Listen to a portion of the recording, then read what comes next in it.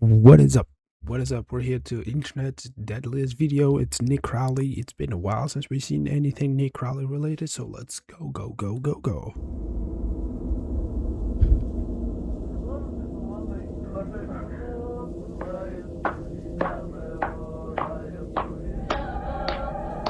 Okay. It appeared totally innocent. In a small room somewhere in the Kohistan region of Pakistan. I'm trying to get pissed off. That's why I'm doing this. Was this or a rage bait game? 4 women sat on the floor, each clapping their hands and singing a traditional Kohistani song.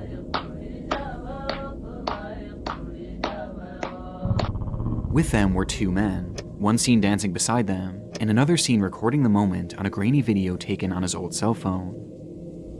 The footage captured the impromptu after-party of a wedding that the women and men had separately attended earlier that day, an event that transpired sometime in May 2010. Shortly after this recording ended, the group dispersed, and each person returned to their respective homes, where the celebration eventually became a distant memory, their lives continuing on as if it had never even happened. At least for a time. Bro, the first image of the guy, he looked like a white dude. Looked like a soldier or some shit. I was like, what is he doing there? Approximately 2 years later, the whereabouts and safety of every individual shown in this video would be called into question, following a disturbing admission from a Kohistani local.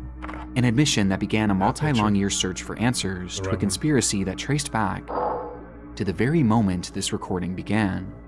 A moment that may have ultimately sealed the fate of 9 individuals in what has since become known as the 2012 Kohistan video incident. 2012 Kohistan video incident. Internet's Deadliest video. I mean, in the thumbnail, it has like 1 video, 9 deaths, so I thought something was gonna happen like with them in the video. Probably got get attacked after they left the room, maybe. I'd be willing to bet that many of you have a massive to-do list that only seems to be growing by the day. And for a while, one thing that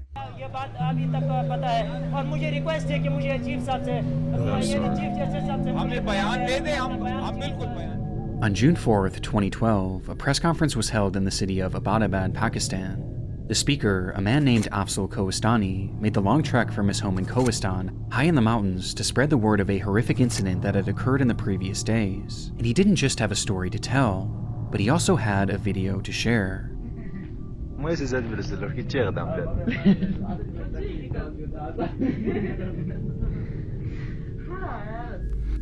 With him was that grainy cell phone recording taken 2 years earlier, showing the group of 4 women and 2 men dancing after a local wedding ceremony. And while the footage itself was far from alarming, it was the context that Afzal gave it that would eventually capture the world's attention. As according to the man, each of the women shown within this video had suffered a terrible fate, and it was all due to the existence of the footage itself. For years, the video had been lost on one of the men's phones, buried in a sea of other media, and destined to be seen only by his eyes. But fate had different plans, as for unknown reasons, in May of 2012, that footage leaked online. There it went unnoticed by most. The women were not allowed to appear online, even if it wasn't their fault. Maybe that like they had husbands or some shit. The husbands did it. I don't know if in Pakistan they are allowed to show their faces the same or not. I don't really know. I'm not really into all of it. Most of the world. As in all honesty, the video itself just isn't that interesting. But in Kohistan, where it was filmed, it went completely viral. It was shared from villager to villager until practically the entire region had seen it, with it becoming a point of discussion for most. As for locals of that area, this video was far from normal. In fact, for many, it actually depicted evidence of a crime.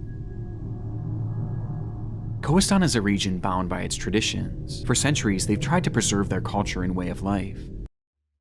They either cannot be recorded, they cannot be posted, or they cannot show their faces, or all of them combined. So they probably, the entire village got together and did it. So much so that any breaches of said traditions are taken so seriously that they're viewed as legal matters. And in this footage, the women could be seen breaking several of them. For starters, women in Kobistan are not allowed to congregate with men from outside of their families. Doing so is blatantly illegal, and in this video, the women and men have no relation. On top of that, they're also from different villages, which is another infraction. But perhaps the biggest crime committed in this clip was that the women were clapping and singing in the presence of these men, despite the area having strict rules against dancing with members of the opposite sex. Fucking stupid. As a result, when this footage Look, not gonna get really into religion because I know I'm gonna get flamed in the comments if I say so, if this video reaches a lot of people.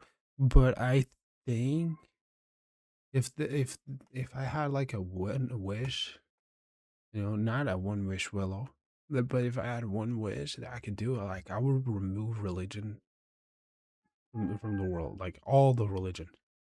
Doesn't matter which one, all of them. Because every single one of them comes from one.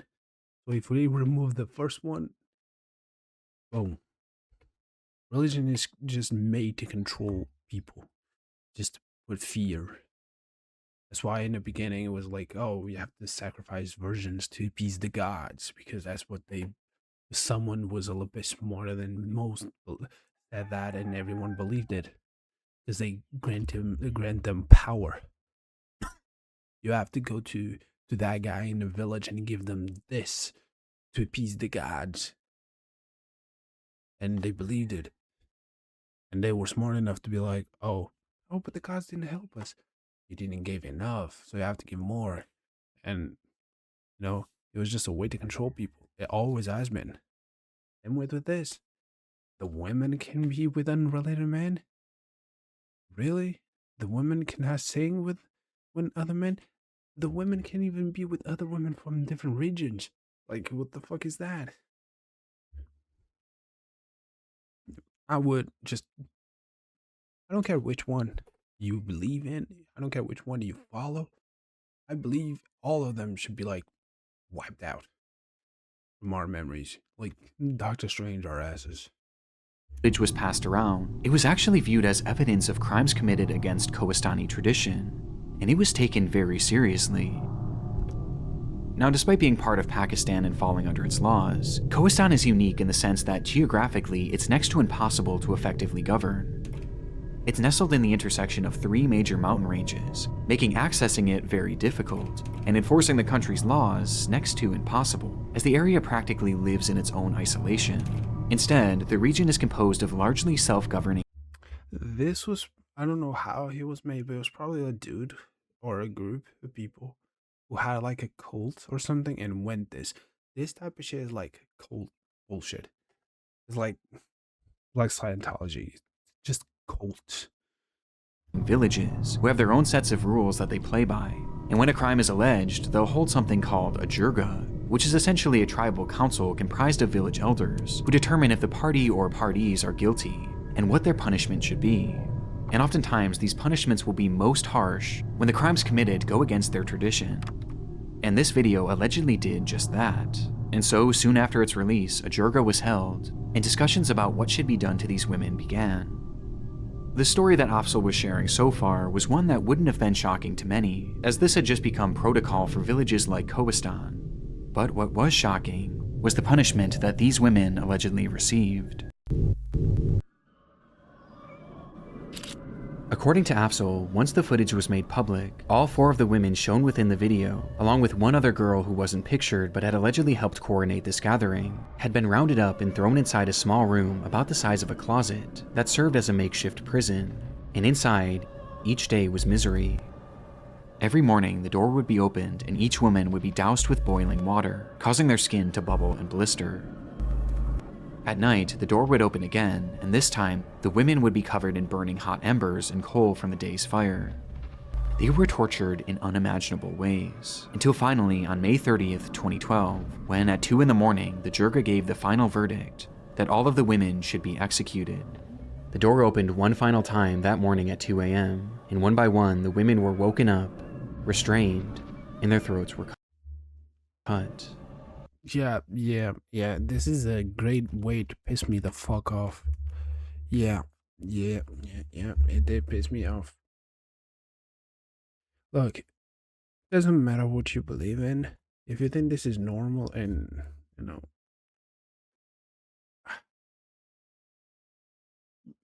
shit like this happening, it has to show either that there's no actually anything, any divinity, any god, or if there exists, it has to be some dumb fuck who just wants the people to get hurt. You know, like you're playing with your toys, and you want to like make sure everything bad happens because it allows everything bad to happen. Sure. और अक़वामी हकीम खैल रगनानी सरट है और दूसरे जो तीसरे This was an appalling claim by Afzal. If true, what they did to these women was not only outrageously extreme considering the crime, but also very illegal, as Jurgas didn't have the right to sentence someone to death. And because of this, those watching the press conference were left horrified. Oh, it's a criminal act under the Pakistan law? Cool. But they were a cult. If they claim to be, I don't know, like a country or a religion, I don't know how it is in Pakistan, but if you're a religious cult, not cult, but a religious organization, like Scientology, you can do whatever the fuck you want to people there because there's no legality, because they're protected, because they're religious. A lot of shit like that happens. नहीं हुए हैं और ये लड़कों को हम इस इल्जाम में कत्ल करना नहीं छोड़ेंगे इसी के लिए इन्होंने 4 गवाहों Honor killings aren't necessarily a new thing in Pakistan, especially in remote villages, but this level of sadism was unimaginable, and all for a blatantly harmless gathering. And yet Afzal claimed that not only had no one in Khoistan opposed the Jirga's shocking decision, but even the family members of these women supported it. And they supported it so much so that they were the ones who carried out the torture and the eventual killings. Their fathers, uncles, brothers all partook in scalding them with water, burning. I cannot, you helped these women from kids from babies to grow up. They hugged you, they kissed you, they were with you, you were playing with them, and then you killed them like this because it's your religion. It's not even like laws. It's like religion based. Like, are you fucking serious? Can you even imagine like you have a baby in your arms? Look, it's your uncle, it's your brother, and like the cousins and shit. See, they love you. Oh, they're growing. They're adults. They go to an after party where they're singing and dancing. That's it. With people from other villages, with men that they don't know. See, little girl? We're all gonna kill you now. That's normal. Hey, go there. Ask, hey, if you wanna come out, if you wanna leave this fucking place, come out, because we're gonna drop a fucking nuke on these bitches. Them with embers and cutting their throats, and no one tried to stop it, except for Afzal. He had caught wind of the girls' torture while it was happening, and actively tried to intervene by alerting Khoistani journalists, though when this failed and they went through with the executions, he left the region to alert the government of Pakistan and the rest of the world to the atrocity that had happened in Khoistan. But for Afzal, this wasn't just about avenging the deaths of these girls, as he had another very important reason for speaking out. One of them. As shown in this footage, Is there? were Afzal's 2 brothers, whose involvement, he claimed, had also led to them receiving death sentences, with both brothers going into hiding in order to avoid being killed.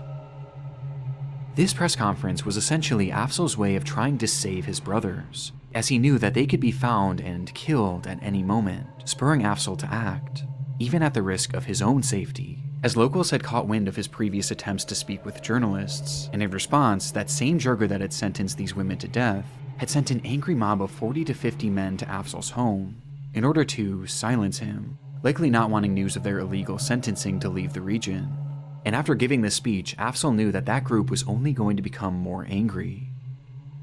Based on Afzal's testimony, the existence of this video had caused the torture and deaths of 5 women, dead at the hands of a radical jirga and the victim's own family, who were now coming after Afzal and his 2 brothers. As if this footage had just been kept on that man's phone, no one would have even known that this meeting had ever took place, and therefore none of this would be happening. How did the footage get out? Who saw the footage? Who sent it to people? It's an almost fantastical story, which begs the question, was any of it actually true? What? 4 women in Pakistan's Kohistan who were allegedly singing and dancing with men at a wedding party were killed after a tribal jirga committee of elders ordered their execution. Afzal's story immediately made the front page news in Pakistan, but it wasn't without its controversy. At the end of the day, a story is all it was. He had no semblance of proof to back up his claims. In fact, Afzal himself never actually witnessed the crimes that he spoke of. He had simply been told about them by others who had, leaving the public perception to his story mixed. Within hours of his press conference, Maulana Javeed, the leader of the jirga that Afzal was trying to expose, came forward to publicly disavow the allegations, saying that Afzal had made up this entire story in an attempt to get political asylum to the United States for both him and his brothers, and that the women in this video were completely fine, living their lives as normal in Kohistan.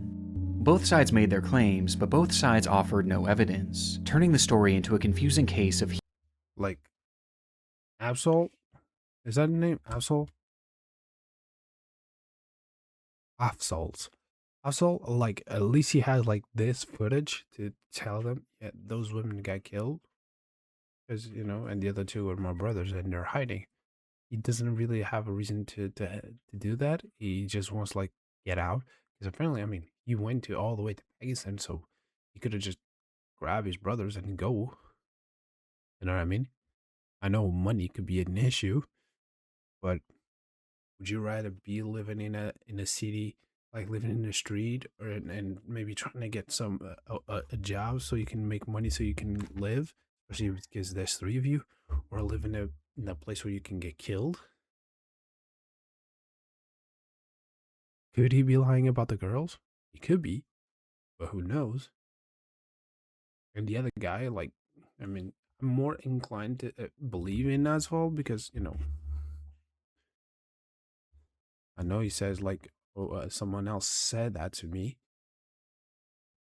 which it could be a lie, but, like, at the same time, the other guy, the leader, could just, like, oh, he's lying.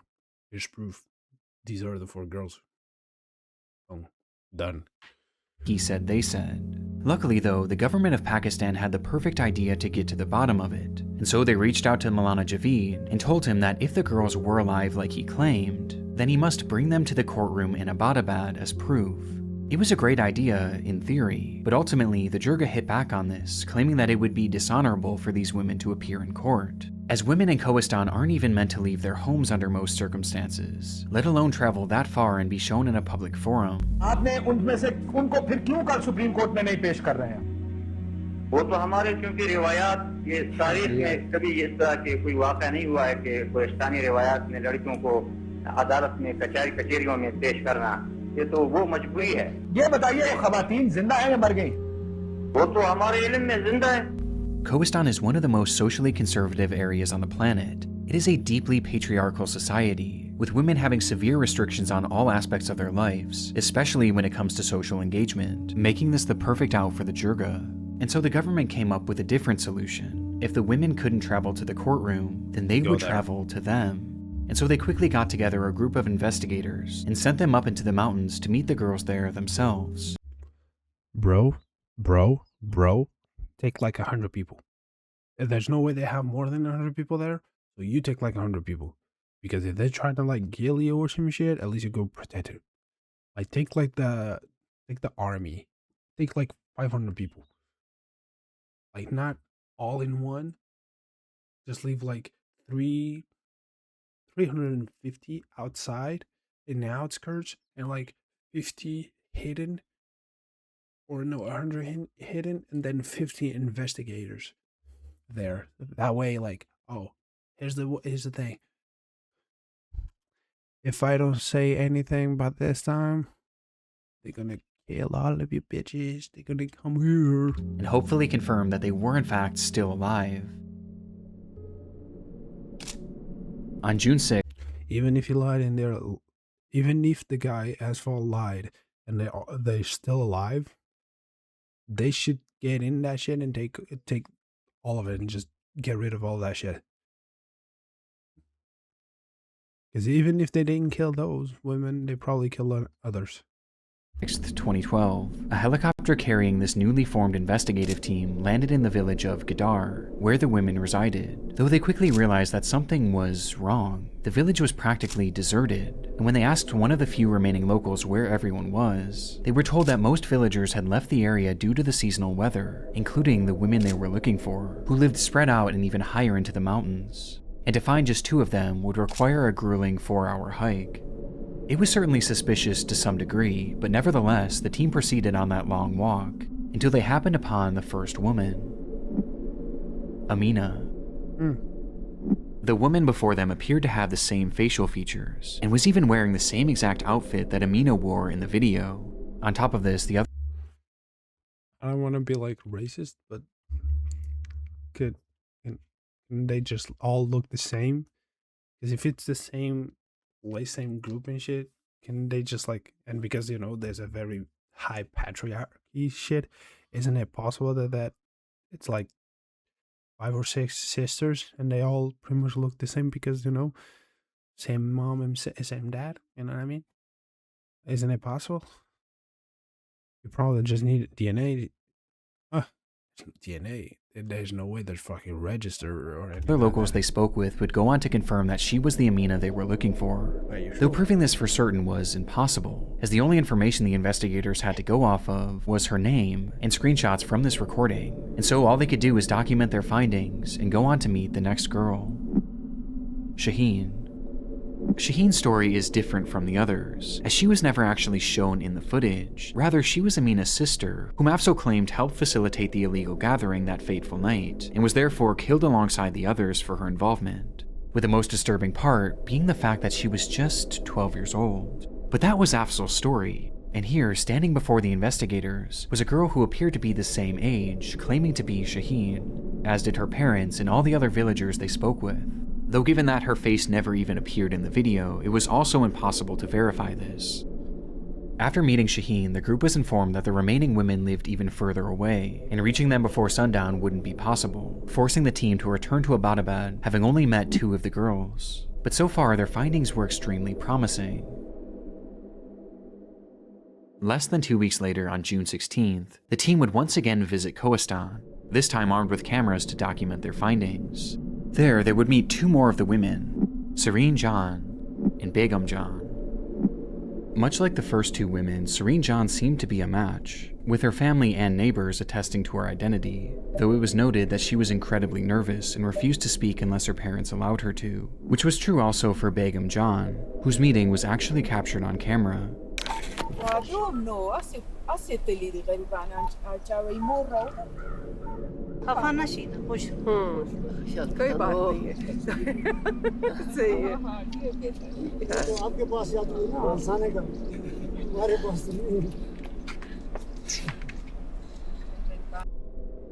It was evident how nervous she was. She could hardly even force a smile, and didn't speak a single word. But despite this, everyone reassured the investigators that this was Begum John, and given how isolated the lives of Kohistani women are, perhaps her nerves were understandable. This left only the 5th alleged victim, Baziga, though she was nowhere to be seen that day, as she had supposedly fallen ill and was unable to come down from her home, which was even more remote than the team had gone thus far. But for the investigators, they had already all but confirmed that 4 of the women who Afzal claimed to have been murdered were still very much alive, with there being no evidence whatsoever that any executions had taken place, leaving the team with no real reason to believe any of his story. And so, days after their second trip to Kohistan, the news would break. Human rights activist Farzana Bari, who was accompanying the team sent to bring the Kohistani girls to the Supreme Court, says there is evidence that all the girls are alive. The Kohistan video case was closed. It was a swift end to such an alarming story, as after just a few weeks, in the eyes of the public and the government, the stories told about this video were deemed to be lies, and Afzal was the liar. But not everyone was so quick to agree with this conclusion.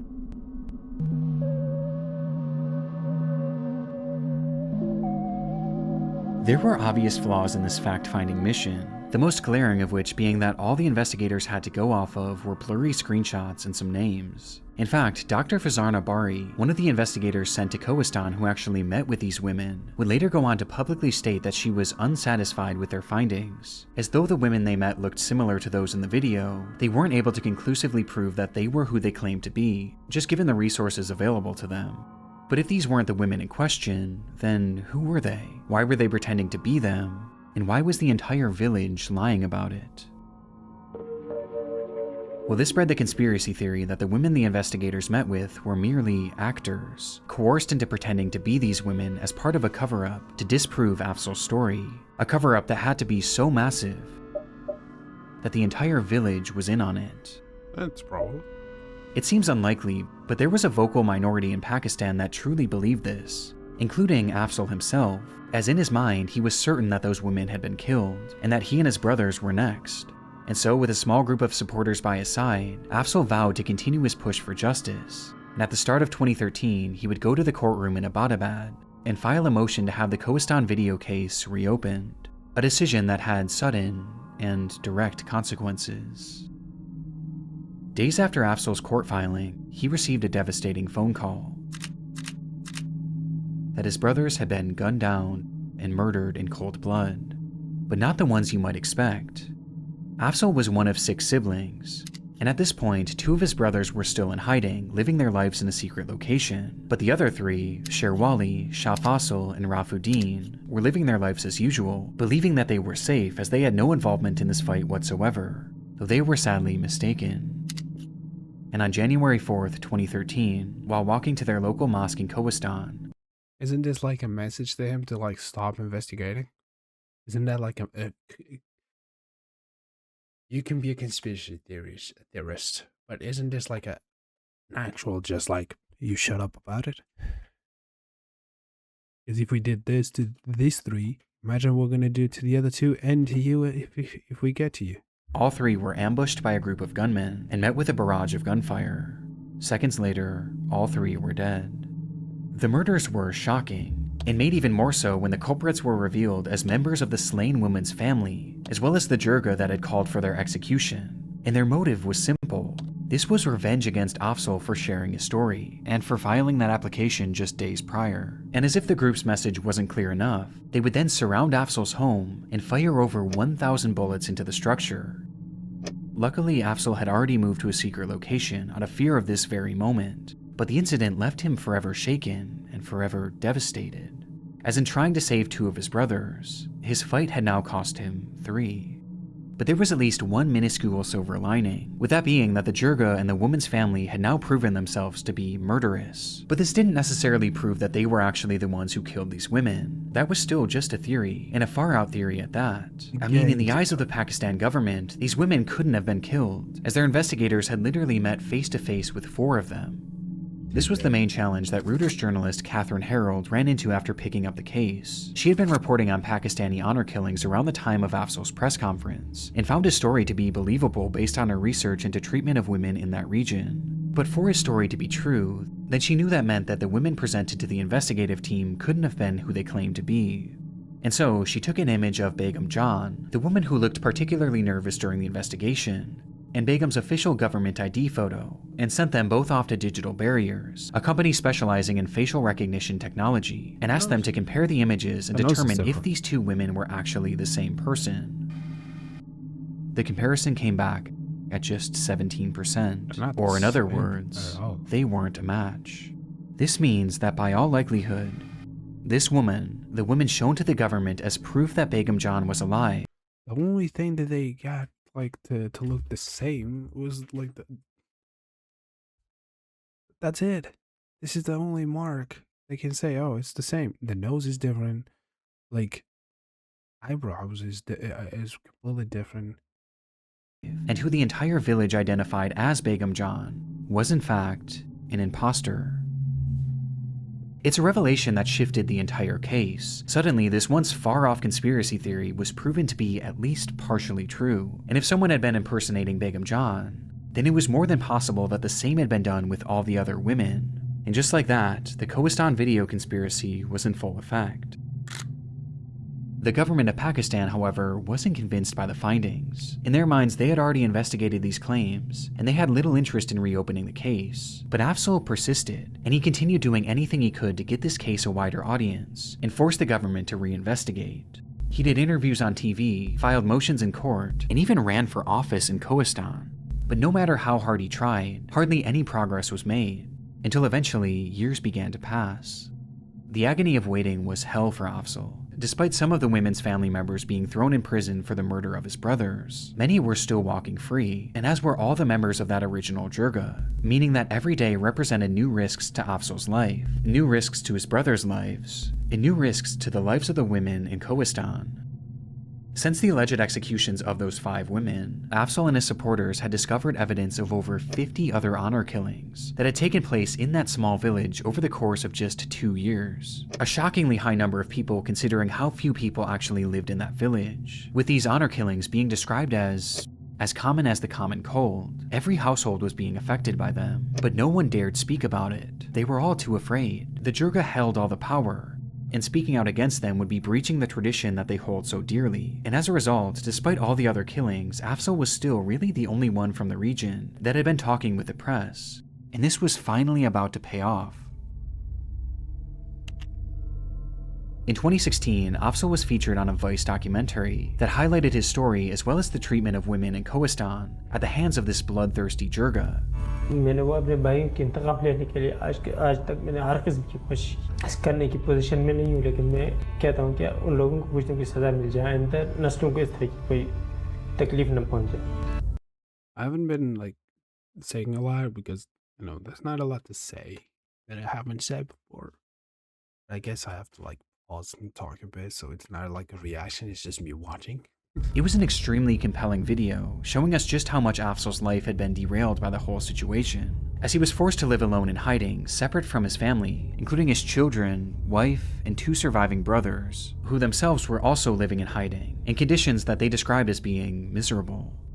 The story was about as harrowing as it gets, and as soon as the video released, hundreds of thousands of people would watch it, thrusting the Kohistan video case into a worldwide spotlight. And with so many eyes now on the case, and with so many people now calling for the Pakistan government to reinvestigate, they would finally relent. That same year, in November, The best way to do this is with pressure. If there's a lot of people to pressure, there's one thing that's good about this. A lot of the times it's bad because sometimes you want it for the bad reasons, you know, trying to get bad people out. But when it's this type of thing, when you actually need this, you know, it's good. of 2016, the government called on that jirga once more to bring these women to Abbottabad and show them in their courtroom so they could personally verify that they were still alive. And this time, they outright demanded it. Failure to comply would essentially be seen as an admission to these murders.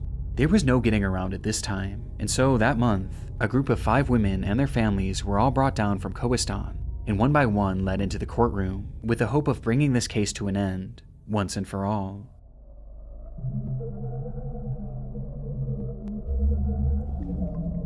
To protect the women's honor, no photos or videos were allowed in the courtroom, meaning all we know about what happened inside comes from officials' descriptions afterwards. The first thing noted was the conduct of these women. The girls produced were observed to be extremely nervous and frightened. They were hardly able to respond to queries. They had incompatible reflexes and face expressions. In response to most of the queries, it was commonly observed that they were supplied with words from elders, especially about their ages and husbands. The girls were terrified, too terrified to speak for themselves. It just takes one there to say we're all lying. And maybe they can just, you know, keep you all safe. You trust them. Because, you know, those dudes could have someone in the Pakistan parliament or government or whatever the fuck. And instead, all their answers were fed to them by accompanying elders. But the strangeness of their mannerisms pales in comparison to the strangeness of their appearances, with the most bizarre being Amina. By appearance, she was about 15 years old. Reportedly, the video was shot back in the year 2010, and it surfaced on the internet in 2012. If we subtract 6 years from Amina's age, her age at the time of the video shooting would be between 8 years or 9 years, whereas the women visible in the video looked to be aged between 20 years or 22 years, back in the year 2010. The girl that they brought to court claiming to be Amina was just a child, and based on her appearance, she would have been as young as 8 years old in the video. Which clearly isn't the case. I mean, these are fully grown women. And the same was true for Serene John. By appearance, she was not more than 16 years or 17 years of age, meaning she would have been aged 9 years or 10 years in 2010. Along with this, neither she nor her father was able to tell her birthday or her age. These girls were clearly not the women from the video. They were just acting. And while these seemed to be feeble attempts, there were other aspects that made it obvious just how desperate this Jirga was to try and pass these girls off as real, with the most upsetting coming from the girl who claimed to be Amina. Now, Amina actually had her fingerprints on file with the Pakistani government already, and so naturally they went to collect this girl's fingerprints in order to compare them. But when they attempted to do so, they came back blank. Which is when the officials noticed that the tips of her fingers had been burnt off. And it wasn't just her thumbs. Every single finger had the tips of them scorched off. On the spot, all 5 girls brought into that courtroom were determined to be imposters, victims themselves who were forced into pretending that they were the women seen in this footage. And considering the Jirga's desperation and the lengths they went through to now twice try and pass off different women as those from the video, it was clear that something awful had happened to the actual women. Yo, Pakistan, you guys are not like super into human rights. You can just go there and just raid the fucking village and do with a lot of settlers, or what's the other word? Colonoscopies. You know, what the Spanish people did, what the Portuguese people did, French people, the English did, you know. They went to other countries and, you know, did what they did. You can just do that. You're saying you can say, oh, those are like terrorists, and you attack them. Pretend, not like they're, you know. You can try to save like at least the youngest ones, because they can be deprogrammed. Because the rest is just like so into that shit. That shit is so there because again, that's a fucking cult. And I'm just doing something that they didn't want to ever get out. And with that, almost universally, the world fell into agreement that for legal reasons, I don't think you should, you know, protect, you know, I'm trying to protect myself, okay? I do not condemn anything like that. Afzal had been telling the truth all along, but any celebration from Afzal would have been short-lived. Months later, a fire erupted in a small home in Gadar, the village where all of the women once resided. And inside that home, 2 women and 3 children were trapped and would tragically burn to death. It was an awful tragedy, but according to the local Jirga, it wasn't an accident, as in its aftermath, they alleged that Afzal was the one responsible, claiming that he had started the fire in retaliation. This claim was complete hearsay, and there was no evidence whatsoever linking Afzal to the blaze. In fact, he wasn't living anywhere near the area at the time, but nevertheless, Afzal would be arrested for the murders of 5 people. It's a gut-wrenching development, and follows the trend of horrible misfortunes that Afzal suffered in trying to blow the whistle on this crime. But as his sentence commenced, the Kohistan video case continued making its way through the legal system, until July of 2018, when the news came in. It was officially determined that Serene John, Begum John, and Baziga had all in fact been tortured and murdered by their families on order from the Jirga, with the confirmation coming as a result of confessions made from their own family members. And the entire time, the village had been working together to conceal the truth in what was described as a massive, coordinated conspiracy to cover up their crimes. Now bizarrely, this revelation stated that the other 2 girls were actually still alive, as they weren't mentioned in any of the confessions. However, given what unfolded in court, this is universally doubted to this day, as most are in agreement that every woman shown in this video was in fact murdered 2 years after its recording, just as Afzal had claimed. It's unlike any story I can remember hearing. One video, one wholesome, lighthearted video for that matter, is responsible for 8 murders, as not only were these 5 women killed because of it, but Afzal's 3 brothers were killed as a result of him sharing it with the world. making it perhaps the deadliest video I've ever come across.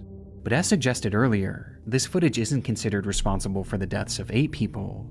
It's considered responsible for the deaths of 9.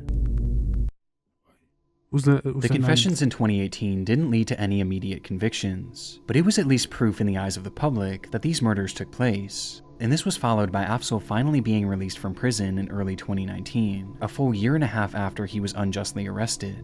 But despite being free, Afzal was hardly out of the woods. The case wasn't officially over yet, and he knew that the family and the members of the Jirga were still out there. In fact, around the same time, the family members who were initially convicted of killing Afzal's brothers were mysteriously released, for reasons that weren't specified, and they were likely now more angry than ever.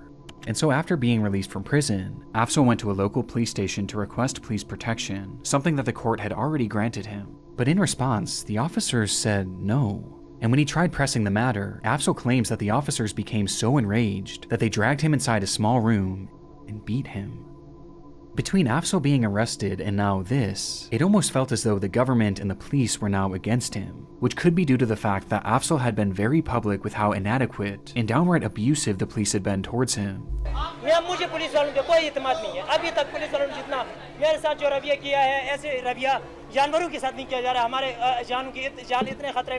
And with nowhere left to turn, Afzal would post a video to his social media declaring that his life was in danger. और मैं 2012 से यही police की जिद में मैं जलील हो रहा हूँ। एक जवान था, उसने ऐसी हालत मेरी की है कि और बहुत सबसे उठ के मुझे मारा है उसने। जिसके साथ करे मेरे खिलाफ करे या किसी और के खिलाफ करे, मैं इसने नाइंसाफी के खिलाफ चाहे मेरे खिलाफ कुछ भी करे। Days later, on March 6th, 2019, Afzal arrived in Abbottabad to testify in the Kohistan trial, though he never made it into the courtroom. As he sat in the back of an unmarked truck waiting to enter, suddenly, the vehicle was struck by multiple bullets. Paramedics would open the door minutes later, only to find Afzal laying in a pool of blood. He would never make it to the hospital. In Pakistan, the man who led a campaign to expose one of the country's most notorious so-called honor killings has been shot dead in the city of Abbottabad. Afzal's death was devastating to so many, not only throughout Pakistan, but throughout the entire world. His relentless pursuit of justice, and his willingness to sacrifice his own life in order to expose these crimes, was something that was championed by so many throughout the world. And he had come so close to seeing justice served, as only a few months later, 3 men were arrested and sentenced to life in prison for the Kohistan murders, each being members of the girls' families. Along with one other, a man named Masoom Khan, a member of the Jirga who was sentenced to life in prison for the murder of Afzal. But even with this, people were angry. They were angry with the government for not taking Afzal's word more seriously. They were angry with the police who failed to protect Afzal and seemed to be actively working against him. And they were also angry at a rather unexpected source. The Vice documentary made back in 2016 was undoubtedly part of what put this case back on the map and back in the court system, but right from its release it garnered criticism for something that the showrunners had seemingly overlooked, with one commenter pointing it out. Wait, hold on a minute. Isn't it dangerous to expose his whereabouts like this?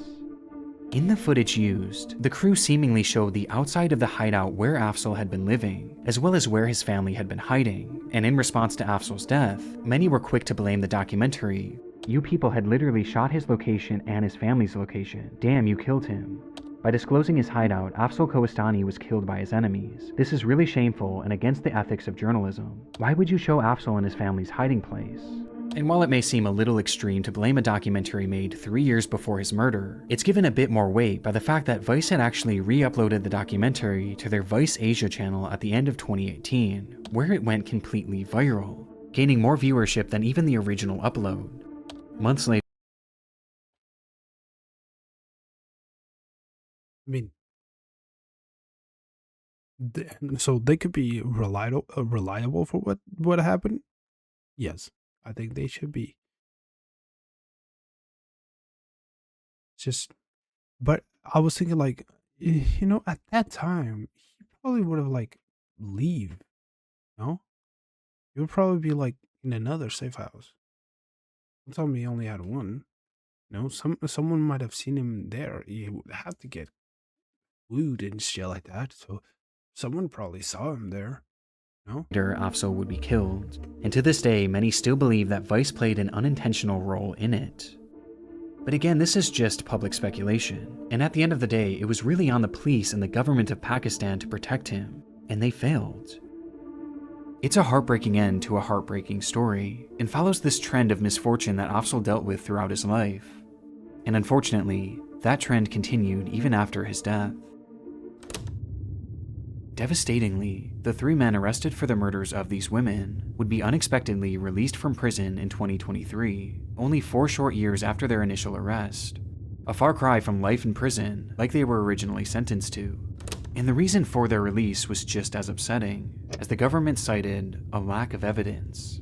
These 3 men literally confessed to the killings, and they even discussed how they disposed of the bodies afterwards. And yet there suddenly wasn't enough evidence to keep them in prison, despite them already being convicted, meaning that after all of the death in this video, the murders of Afzal's brothers, the murders of these 5 women, and the murder of Afzal himself, only 1 man is currently in prison.